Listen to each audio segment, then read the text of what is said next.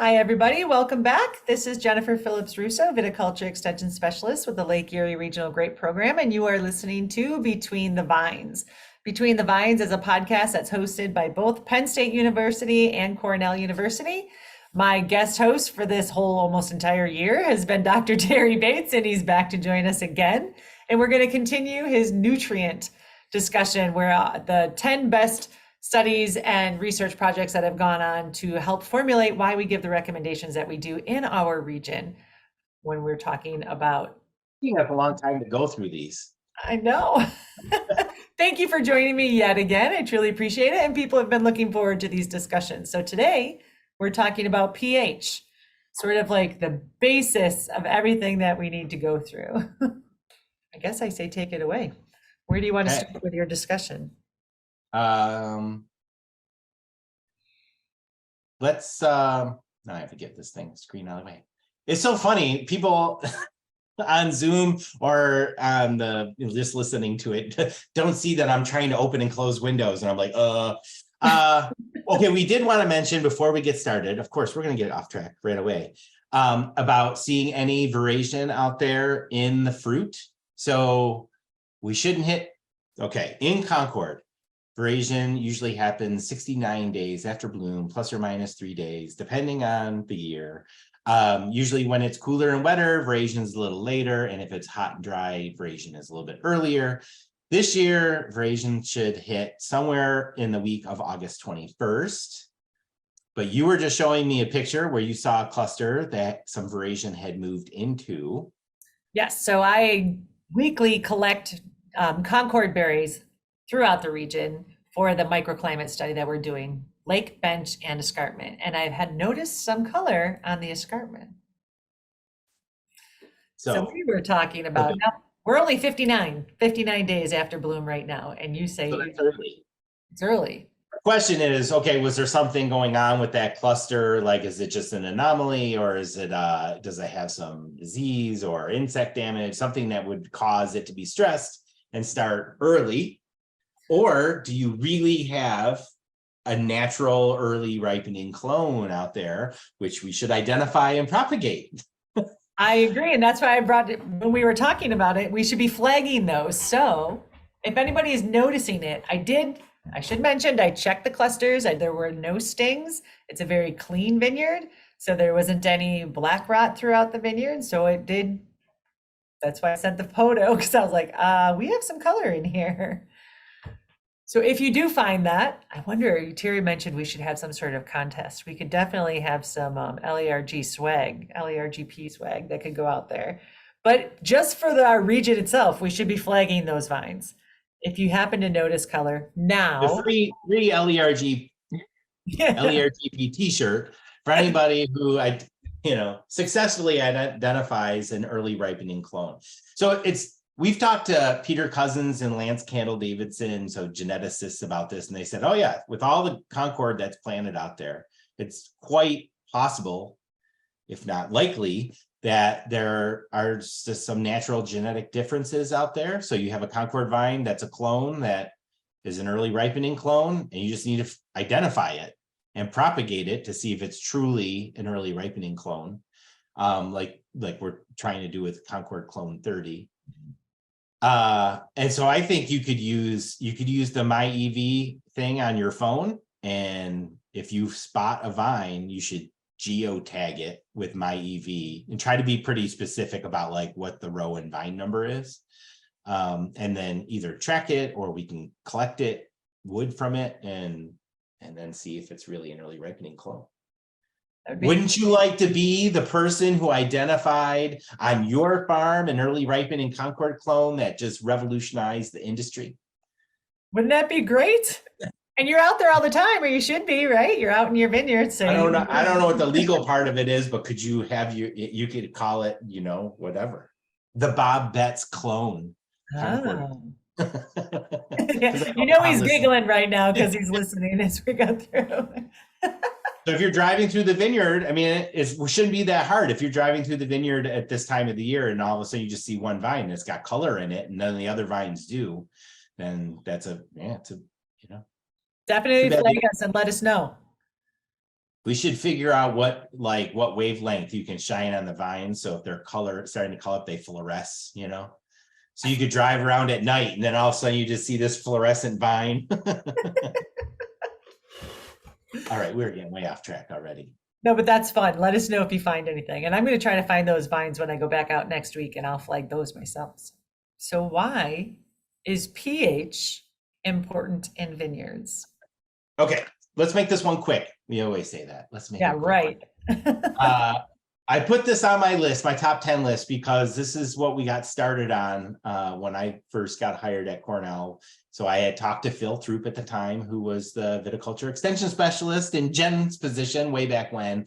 And he had all these soil and petiole tests from growers. And the first thing that jumped out of me was, holy smokes, the soil pH was pretty low in most of the samples. I mean,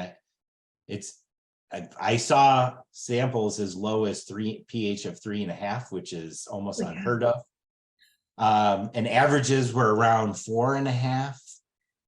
So some work, not specifically with pH, but with nutrition stuff related to pH, was done by Nelson Chalice back in the 1950s when he was really concerned about potassium nutrition in the vines, which does have to do with soil pH. So anyways, you know, I was a new hire and looking for projects to work on, and talking about something glowing hitting you in the face. It's like, oh my God, you can't grow plants at a pH of 4 unless it's blueberries. So we were like, there's got to be issues here. So we did a very simple, straightforward potted grapevine study where we took vineyard soil.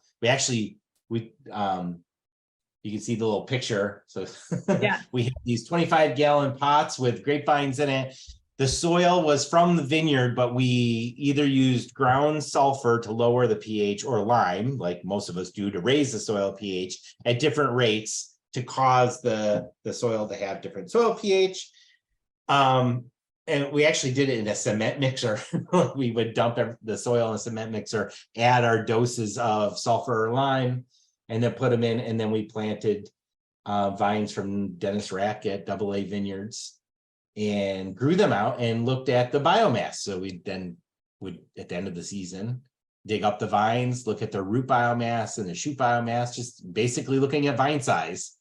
And we saw a response, which is this chart here. For those of you who can see it, that, below a pH of about 5.2, we started to see a decrease in vine size. So pretty simple, like the vines just were not growing very well at a pH below 5.2, which is what the textbooks would tell you, that below a soil pH of 5.2, you get a lot of aluminum solubility in the soil. So that's like almost an exponential thing. So the pH is a logarithmic function, right? So as you drop, it goes up really fast. Like when you drop soil pH, the concentration of hydrogen ions goes up exponentially or logarithmically, whatever. It goes up a lot. Like everybody out there is going, what? But meaning, yeah. So whatever, if you drop from a pH of 5 to 4, you're not increasing hydrogen concentration by 1, you're increasing it by 10-fold. Yeah. Right. And I should note that because some people are not seeing this, they're listening to it. This was more than 1 year. So again, young vines. So the 1998, they were 1-year-old vines, and in 1999, they were 2-year-old vines. So we'll talk about this later, but we did turn this into a field trial. This was just a preliminary, hey, what's the response of vines to soil pH? We didn't crop them or anything. They're just small vines, small young vines. So you get a lot of aluminum solubility, and that messes up a lot of things. So aluminum will precipitate with phosphorus and calcium, or not calcium. But anyways, you just get nutrient getting screwed up. But more importantly, the aluminum will actually interfere with the growing shoot tip or root tips. Man, I can't speak today. It'll interfere with the growth of root tips. And so the roots just essentially stop growing, or they grow very slowly. They can't explore the soil volume, and then you end up with a stunted vine. That's We it, did very low pHs. yeah, below 5.2. That's why they're like, what soil pH should I be at? Well, I don't care. Anything above 5.2.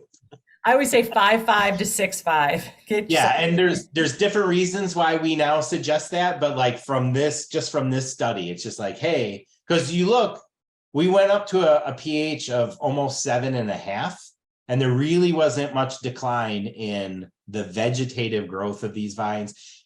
Again, later studies where we did field studies and looked at more of a balance of nutrients with a cropping system, we modified that recommendation.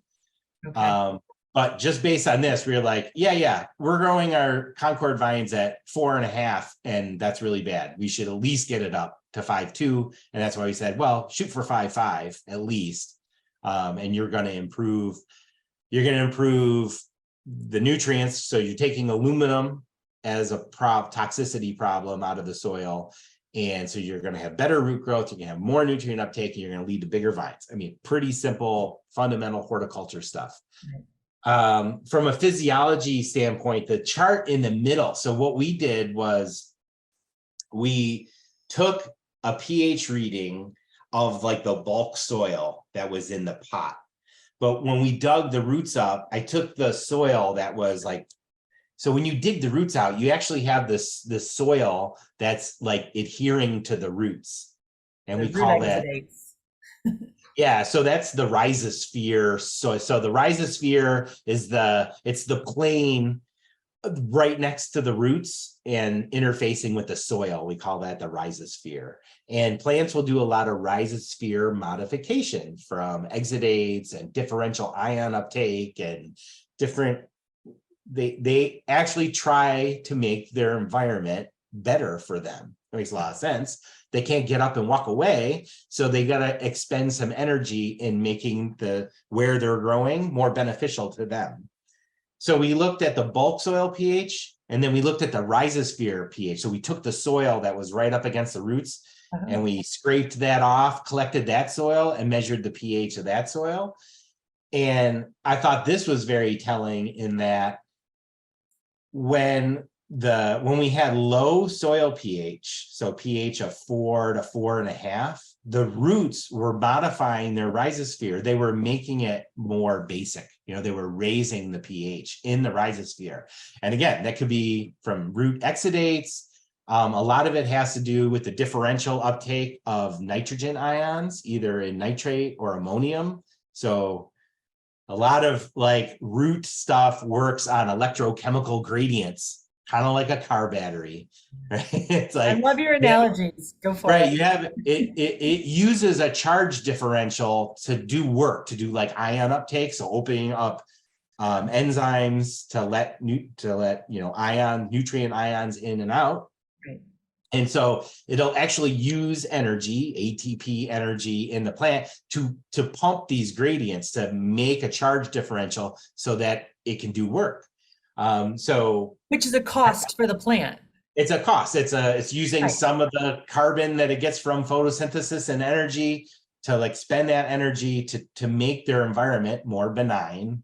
Mm-hmm. So at acid soils, the root was actually working pretty hard. The plant was working hard to make the pH of the soil right next to the roots higher because it actually wants that soil pH to be better. And then we saw the converse when we were up around pH of 6.5 to 7, the roots were acidifying the soil right next to the root to actually favor its nutrient uptake environment. And when it was around a pH of 5.5, it was not doing it. Like you have to use that energy to do that. The bulk soil pH was 5.5 and the rhizosphere pH was 5.5. So the roots probably were not working very hard at that soil pH to have a good environment for balanced nutrient uptake. So that's kind of why we say, hey, 5.5 to 6.5 is a pretty good. If you're targeting a particular soil pH, that's a good one to shoot for. So basically what you're doing, if the pH is 5.5 to 6.5, that plant doesn't have to add extra energy that it could be put into something else just to change the soil. It can then have more root growth. It could then have more shoot growth. Okay.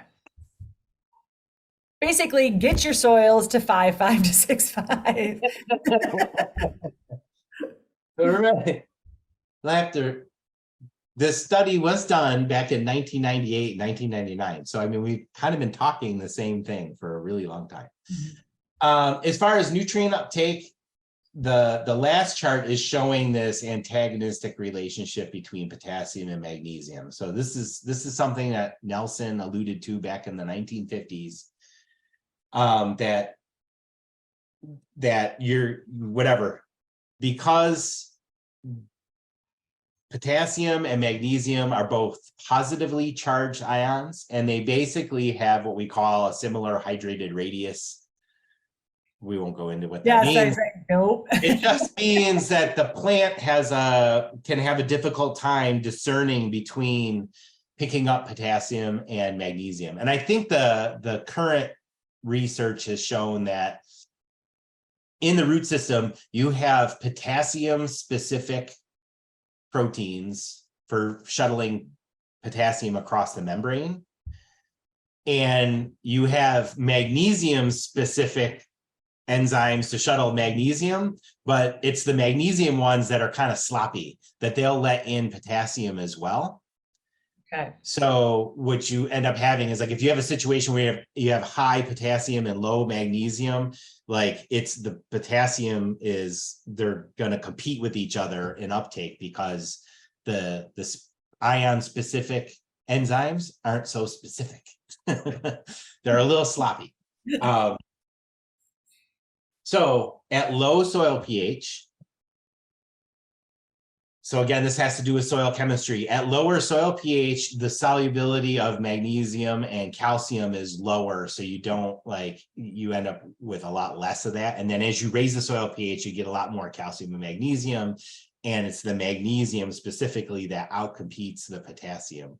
So we tend to see at really low soil pH, you tend to have high potassium and low mag. And as you raise that soil pH, you end up having high mag and low potassium. And we'll talk again later in the field study where we start cropping these systems that we know that the fruit requires a lot of potassium. So if you raise your soil pH too high and you have a lot of magnesium and very little potassium, and then you have a high potassium demand by the fruit, that's when we run into trouble and we get black leaf symptoms from veraison to harvest. And we can talk more about that later. But again, this study really showed that a pH of around 5.5 to 6 was really good because you had a nice balance between the potassium and magnesium, not only in the soil, but in plant uptake. So this is probably going to throw you a curveball, but I'm hoping you'll be able to answer it. You were able to change that soil pH relatively quickly because you did it in a cement mixer and you knew what you were starting with. If we are going to amend our soils, do you know how long you can anticipate without, I know that we've done studies here at the lab at the Cornell Lake Erie Research and Extension Laboratory where we've actually sort of aerated the soil by poking holes in it so that we could get some lime further down in the soil profile. What? Is this a whole nother nutrient study, by the way? No. No, it's good. So our recommends are always like, you have the best opportunity to change the soil pH is in a pre-plant situation. And so normally we'll do a soil test before we plant, and then we'll say, okay, I got to add, the recommend may come back to say, oh, you're a pH of 4.5. And based on your soil type, you're going to have to add 5 tons per acre of lime to get it to 6. And what we'll do in that case is we'll apply half of the lime and we'll plow it in as deep as you can plow it in. And then we'll put the other half on, we'll disc that in, and then we'll plant the vineyard on top of it. That's the best scenario. In a established vineyard, okay, lime is calcium carbonate or calcium and magnesium carbonate. And when you put that on the top of the soil, the calcium and the magnesium ions, when they dissociate, that'll move through the soil profile really easily, but that doesn't change the soil pH. It's the carbonate that changes the soil pH, right? It's Tums. Yeah. So, you have heartburn and you take some Tums. It's not the calcium and magnesium carbonate that's in the Tums that does anything. It's the carbonate that actually sucks up the excess protons and changes the concentration of pH, which is what pH, that's what Right. pH is a measurement of, is the concentration of hydrogen ions. So we always say no more than 2 tons of lime, well, 2 to 3 tons. You know, you don't want to get above 3 tons of lime per acre per year. And usually what we just say is just keep doing that. Do 2 tons per acre of lime per year until you get the soil pH where you want it. Again, the problem is that the carbonate does not move very well through the soil.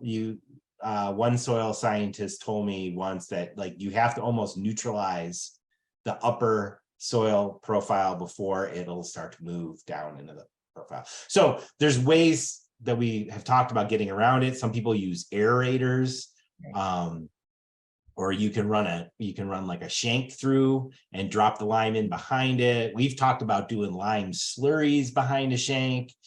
If you can get the lime, physically get the carbonate into the soil deeper, that's going to be better for you than just keep putting it on top and waiting for it to react. Having said that, we have pretty good luck if you put 2 to 3 tons per acre on the surface, you come back next year or the year after that, put another 2 tons on. So here's a fun thing that I usually say, I think this is common knowledge, and then people are like, I've never heard that before. So we use urea or ammonium nitrate fertilizer almost annually, right? Most of our growers put on nitrogen every year, whether it's 20 pounds, 50 pounds, 100 pounds. 50 pounds. So those fertilizer sources have an acidifying effect on the soil, which is, I think, why when I first measured all that soil pH with Phil Throop, it was like, how are we getting soil pH that low, like 4? It's because you're applying ammonium nitrate fertilizer or urea fertilizer every year, but you're not adjusting for lime. So there are recommends out there. If you put down X number of pounds of ammonium nitrate fertilizer, you should be putting down so many pounds of lime with it to not have that acidifying effect going on in the soil. So Makes sense. So it's kind of that thing. If, I've been applying nitrogen fertilizer forever and I never put on lime, you should check your soil pH. It's probably been drifting downward to the point where you need to really do some adjustment with lime. Did I have another? I think you had one more. You said you had 2 slides you wanted. Yeah. So this is not necessarily related to soil pH, but it was other stuff that we did in that potted grapevine study. And we had some other potted grapevine studies, some with Greg Loeb, where we were looking at Phylloxera, and then the one we were in the soil pH trial, we looked at Mycorrhizae infection because I was thinking, okay, maybe one of the issues is at different soil pH, maybe I'm disrupt. So, okay, let's back up. Grapevines are obligate vesicular arbuscular mycorrhizae plants, right? If you grow a grapevine without mycorrhizae, they're really stunted because they're not very good at picking up phosphorus. And they put vine energy into forming these associations with specific fungi, vesicular arbuscular mycorrhizae. Nice job. So the plant gives the fungus carbon for life, and then the fungus, which is they have these vesicles and arbuscules within the root system. They form an association with the root, and then the fungal hyphae go out into the soil and pick up immobile nutrients like phosphorus. So we said, maybe they're doing really bad at low pH because we're screwing up the mycorrhizae at low pH. But when we did the staining and analysis of mycorrhizae, they were like on all the roots. So it was not an issue of pH with mycorrhizae. It was not. So again, this might have something to do with rhizosphere modification, that the plants are trying to make it an environment that is better for the mycorrhizae to infect the root system. What we were unable to measure was how far the hyphae go out into the soil. So maybe low soil pH does screw up hyphae growth into the soil, and you get less surface area and less nutrient uptake. Just us. I don't know how to measure that. Right. Well, it seems very tough. You'd have to get every little hyphae out there. And you can't even see them when you're Right. digging up the root systems. You can't even. They're so fine, these little filaments, that there's no. I don't know. There's got to be more of a, I don't know, a DNA way of doing that I don't know how to do. The other thing was the deal with Phylloxera. That people say Concord roots are resistant to Phylloxera, and that's not necessarily true. They're tolerant of Phylloxera, but Concord does get infected by Phylloxera. It does reduce its absorptive surface area. It's just that we manage our way out of it. So Concord roots have Phylloxera. Phylloxera is messing them up, but it doesn't kill the root system. And so we do stuff like, we kill the weeds and we give the vines fertilizer. We just kind of do these, what we consider our general practices, but we're really trying to overcome the negative impact of Phylloxera on our root systems. And you could put it on a Phylloxera resistant rootstock, and then you wouldn't have to worry about it. I talked about this. I gave this example at the JESCO meeting when I was giving the Nelson Chalice talk. He clearly showed that you could have own-rooted Concord that you did more intensive water conservation, right? You gave the vines water through weed control, and you gave the vines nutrients through fertilizer application, and you could get your 2.5 pound vine. Or you could take Concord and plant it on 3-309 rootstock, which is Phylloxera resistant, and do nothing. Like, you didn't have to do weed control and you didn't have to do fertilizer applications, and you got a 2.5 pound vine, and those two vines were equal. So Nelson showed that it was that you needed to grow 2.5 pounds of pruning weight. It didn't matter how you did it. Like, you could have an owner-rooted system and do everything you can to overcome Phylloxera, or you can plant it on a rootstock and do nothing, which sometimes still puzzles me why we don't do more work, or we don't plant more vineyards on rootstock. There are some out there. There are some Concord plantings out there. So. Okay, that's it. That was the series of potted grapevine studies that we did. So soil pH, Phylloxera, Mycorrhizae, just kind of get an idea of, what's the biology of the root systems of Concord vines, and how does that interact with our management practices? So just a quick question, and back to the Phylloxera, was there an impact between soil pH and Phylloxera? No, I don't think we formally measured it. So there was Phylloxera on all the pots. Yeah. I mean, I don't know to what degree, like if, one had 80% and the other one had 60%, I don't know. You dug them up and you're like, oh, look at these root systems. They're all knotted up. And then we did a series of potted studies with Greg Loeb, where we actually had pots where we had owner-rooted vines and grafted vines, and with and without Phylloxera. And so we actually had to use a special netting over the pots to keep the Phylloxera out. So we could actually have own-rooted Concord vines without Phylloxera. And then we had like irrigation on top of that too. Is that what this picture is that you're showing us, with an obvious smaller root system?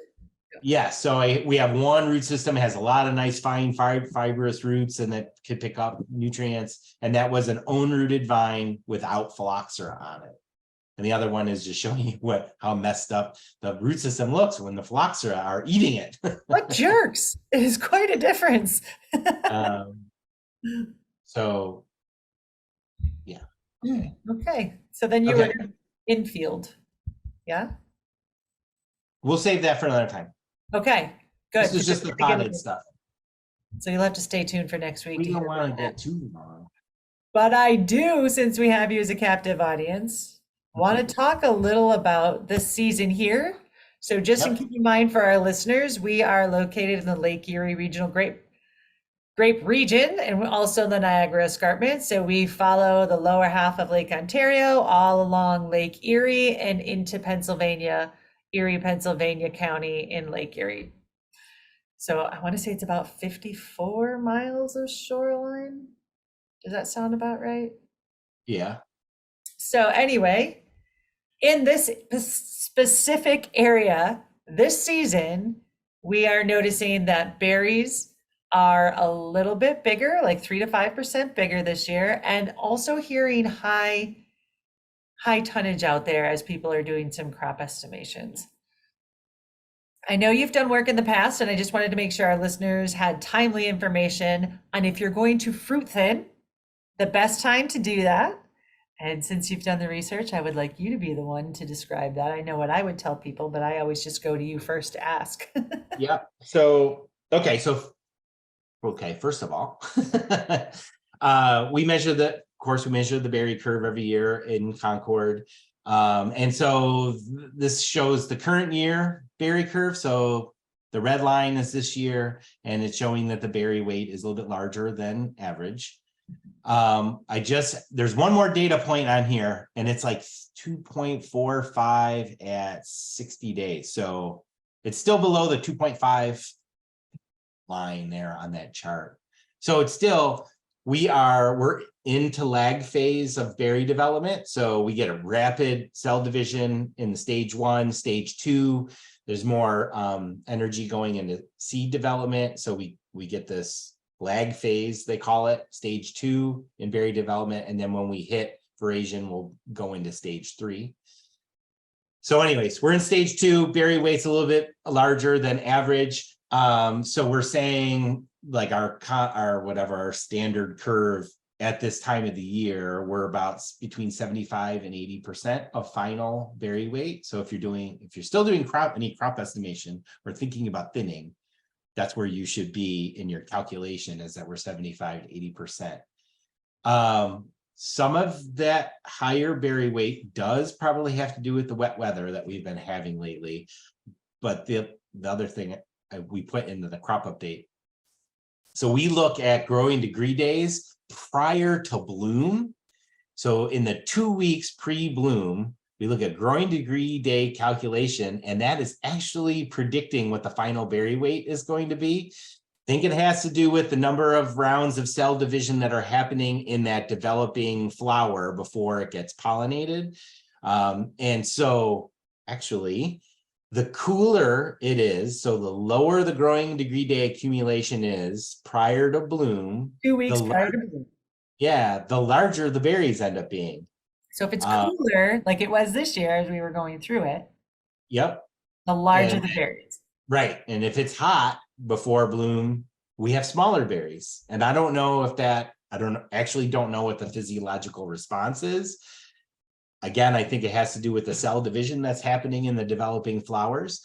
But data from this year is showing that, so at our lab where we collect the data since 60,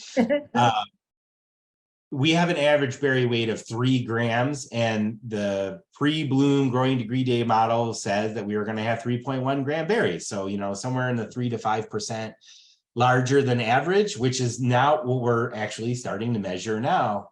And so I hear a lot of people say, oh my God, it's raining and the berries are blowing up, and what's going to happen? And most of this was predicted by bloom that we were going to have larger than average berries. I think there is a weather component to it. So like we have big berries, like you have so many cells in that berry, and now those cells have the opportunity to blow up with water with all this rain. So there is I do think there's a weather factor in there, but it's not all rain. It's actually some of it happened earlier.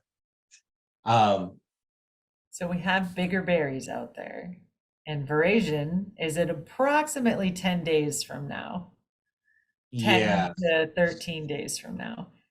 So the plan is now focusing on seed development, and in my head, it makes sense that it would be a good time to shake off some of that fruit before it then focuses on the ripening process. Yeah. So, yeah. So your question earlier was, can I still thin and get a response? Yes. And the answer is yes. So this is going back to the article in 2003 that we reference every year when we go to do fruit thinning. So how do you go about doing 30-day after bloom fruit thinning? That at 30 days after bloom, the berries are 50% of their final weight, and that's a good time to go out. And then we do, if you feel like at 30 days after bloom, you have to do thinning, you can do that. And why do we recommend that time? Because if you talk to the guys in the wine industry, they may do cluster drop like right at veraison. It's like, why do they wait and we don't wait? And a lot of it has to do with whether or not you want to gain vine size or not. So again, this is the article from 2003, and we can probably post it on the website. Okay, this chart here was, so we thinned at different times of the season, 20 days after bloom, 30 days. So 20 days after bloom is too early to do it with a machine. The berries are too small. We actually had to thin these by hand. Then 30 days after bloom, the berries have enough mass where we can start shaking them off a machine. Then we did it at 50 days after bloom, veraison, and then 14 days after veraison. You were going to ask a question. I was going to, because I know we're going to touch on it, and I want to make sure that we touch on it.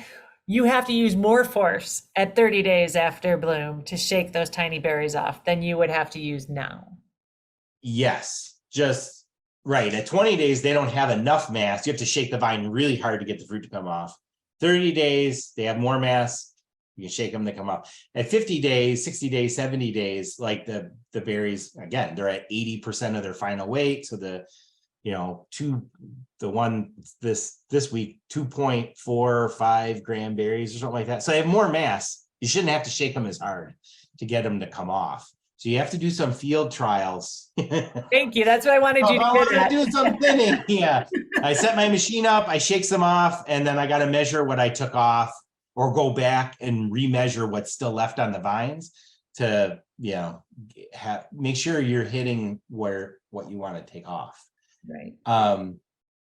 Meaning you don't need as much force to shake off fruit at this point. Yeah.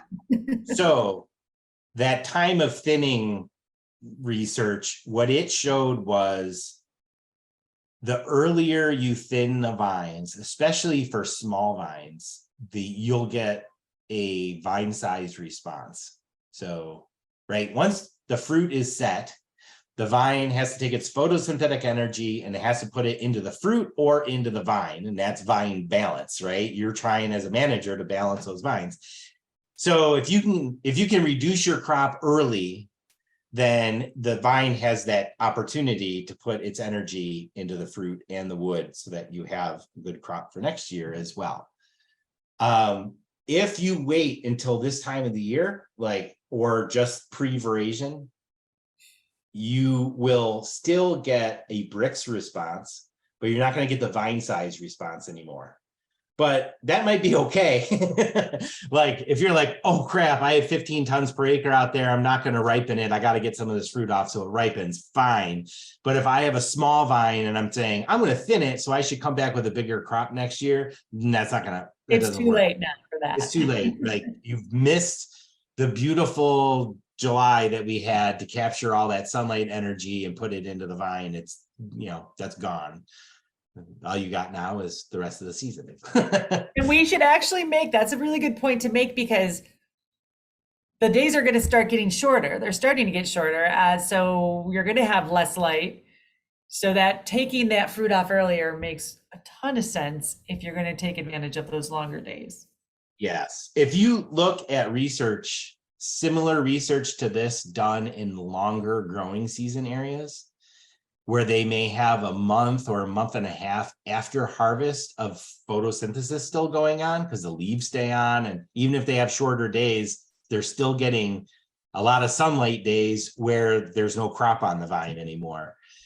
Like people are like, what's the big deal? Thin it veraison and you'll get your Brix response and the vines will be fine. And you're like, yeah, but you have a month and a half of growing season after you pick the fruit. And as all of you know around here, you can pick the fruit and the next day the leaves could fall off. Right. So we don't always have the luxury of a post-harvest ripening period for the wood.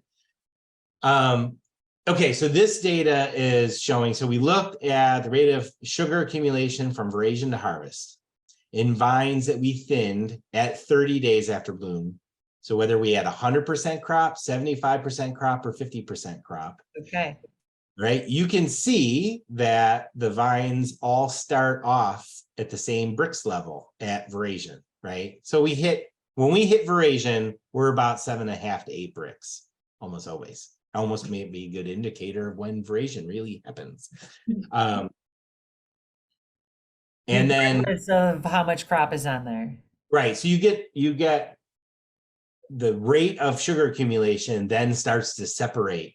The smaller the crop or the better the crop load balance, the faster the sugar accumulates. And if you have a heavy crop on there, it's slow. I mean, that Makes sense. that's intuitive. I have a vineyard over here. It's got 10 tons per acre on it. It's going to take forever to ripen. I have one over here that's 5 tons per acre and it's dead ripe at the beginning of harvest. We all know that. Okay, so the dotted line on there is when we thinned 2 weeks post veraison. So it's like, okay, veraison hit, I got 2 weeks in, I realized, oh, this crop's not going to ripen. Can I drop crop now and get the rest of it in?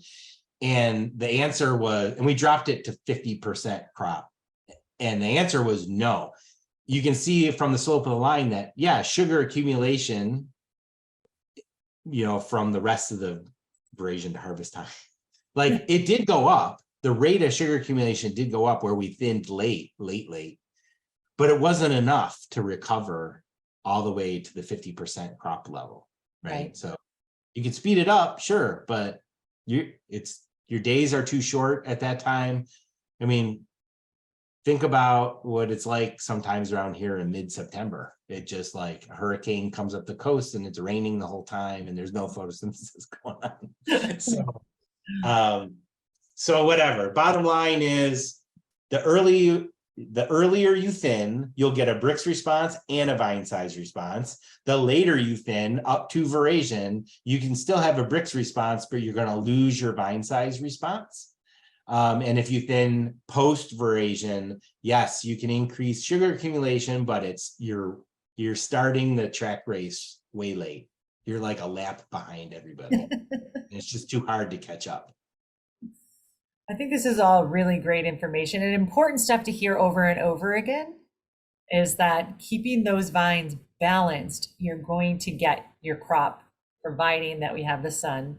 If you push it, I've just heard from so many growers this season yet, yeah, we have a lot of tonnage out there. I said, are you going to thin? And they're like, no, I don't think so. Yeah. I'm like, yeah. So I always say this is the intersection of economics with viticulture. The reason they're not thinning is because our economic situation favors pushing a heavier crop. And that's the reality of our industry. And we just do a really good job of playing on the edge of the cliff and trying not to drop off.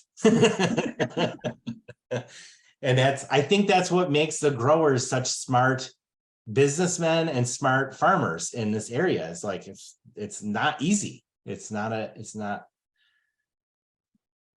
talked to some of our colleagues in California and they say, yeah, growing Concord's tough in New York, short season growing area and economics. In California, you stick a vine in the ground and you water it. That's it. And I'm oversimplifying it, but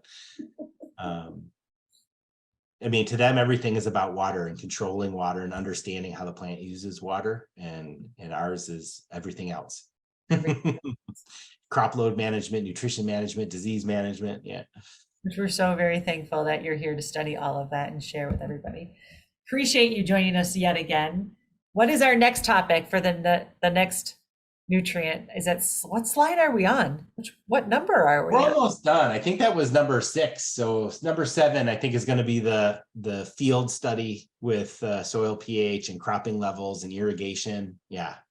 So there's a little more to it. And all that does is refine, all that research has done is refined how we do our nutrient management based on cropping, like when we're really pushing the vines. Again, when we're living on the edge, trying not to drop off the cliff. Like if you don't how want to hard drop off the cliff, stay tuned. right.